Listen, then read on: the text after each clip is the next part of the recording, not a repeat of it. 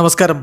Rafter ഫുട്ബോളിലേക്ക് അവർക്കും സ്വാഗതം. ഫിഫ വേൾഡ് കപ്പിൽ റൗണ്ട് ഓഫ് 32 മത്സരത്തിൽ ഘാനയെ പരാജയപ്പെടുത്തിക്കൊണ്ട് കൊളംബിയ ഇതാ പ്രീ ക്വാർട്ടറിലേക്ക് കടന്നിരിക്കുകയാണ്. ഏകപക്ഷീയമായ ഒറ്റ ഗോളിൻ്റെ വിജയമാണ് അവർ നേടിയിരിക്കുന്നത്. ജോൺ അരിയാസിൻ്റെ ആദ്യ വേൾഡ് കപ്പ് ഗോളാണ് അവരെ വിജയത്തിലേക്ക് കൊണ്ടുപോയത്. 12 വർഷങ്ങൾക്ക് ശേഷം ആദ്യമായിട്ടാണ് കൊളംബിയ വേൾഡ് കപ്പിലെ നോക്കൗട്ട് സ്റ്റേജ് മത്സരം വിജയിക്കുന്നത്. ഘാനക്കെതിരെ ആധിപത്യം പുലർത്തിയത് കൊളംബിയ തന്നെയാണ്. അവരുടെ വിജയം അർഹിച്ചതുമാണ്. എങ്കിലും ഘാന ചെറുത്തുനിൽപ്പൊക്കെ നടത്തിയിട്ടുണ്ടായിരുന്നു.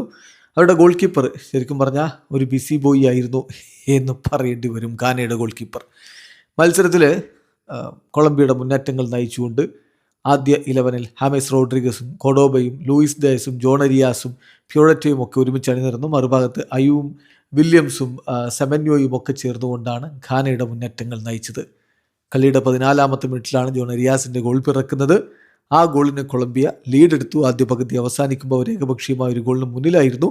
എന്തായാലും ഹാമേസ് റോഡ്രിഗസിനെ പിൻവലിച്ചു. അത് എന്തായാലും ടാക്ടിക്കൽ അഡ്ജസ്റ്റ്മെൻ്റ് അല്ല, അത് പരിക്കിൻ്റെ ചെറിയ ഇഷ്യൂസ് ഉണ്ട് എന്നാണ് ലഭ്യമാകുന്ന വിവരങ്ങൾ. അതെന്താവും അടുത്ത മത്സരമാകുമ്പോഴേക്കും എന്നുള്ളതാണ് ഇനി ചോദ്യം.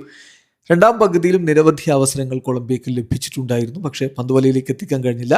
ഘാനയും ചില ശ്രമങ്ങൾ നടത്തി, പക്ഷേ അവസാന ഘട്ടത്തിലൊക്കെ ഘാനയ്ക്ക് വേണ്ട വിധത്തിലുള്ള ഒരു ഇൻഫ്ലുവൻസ് ഉണ്ടാക്കാൻ കഴിഞ്ഞില്ല എന്നുള്ളതും ഒരു യാഥാർത്ഥ്യമാണ്. ഏകപക്ഷീയമായ ഒറ്റ ഗോളിൻ്റെ വിജയത്തോടു കൂടി കൊളംബിയ ഇതാ റൗണ്ട് ഓഫ് 16ലേക്ക് കടന്നിരിക്കുകയാണ്.